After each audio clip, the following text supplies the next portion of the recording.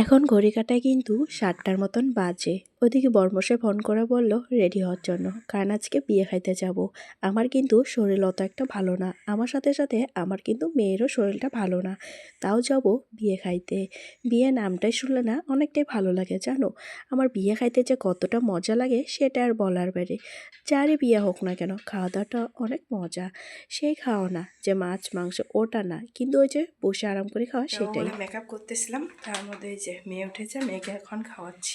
Makeup অর্ধেক হয়েছে, তো বিয়ে বাড়ি যাবো বলে রেডি হয়েছি, মানে অর্ধেক মেকআপ হয়েছে। এখন মেয়েকে খাওয়াচ্ছি, আবারও রেডি হবো।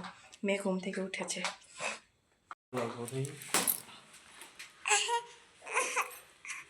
তো এই যে আমরা বিয়ে বাড়ি যাওয়ার জন্য রেডি হয়েছি, কিন্তু মেয়ে অনেক কান্না করছে, তাকে নিয়ে যাবো। আজকে যেহেতু আস্তে আস্তে আমাদের ৯টা বেজেছে, তাই ভাবলাম মেয়েকে রেখে আসবো, কিন্তু মায়ের মন কি মানে বলো, তাই মেয়েকে নিয়েও কিন্তু এসেছি।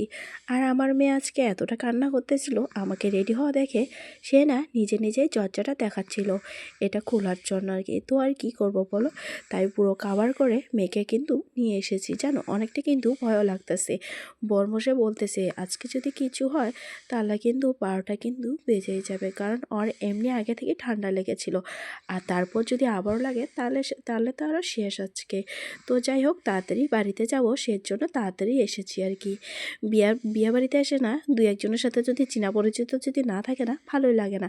ভাগ্যিস এই যে মাসি শেষ হয়ে এসেছে, তাদের সাথে কিন্তু বসে আছি। এদিকে চা আর কফি দিয়েছিল, তাই মা বেটি মিলে পুকুরে খাইয়ে নিচ্ছি। কফিও কিন্তু আজকে কিন্তু খেয়ে নিয়েছি, কারণ কফিটা আজকে অনেকটাই টেস্টি হয়েছে। আর বিয়াটা ছিল আমার হাজব্যান্ডের তার ফ্রেন্ডের বিয়া আর কি। তো ওকে ইনভাইট করেছে, তাই এই যে এসেছি জানো।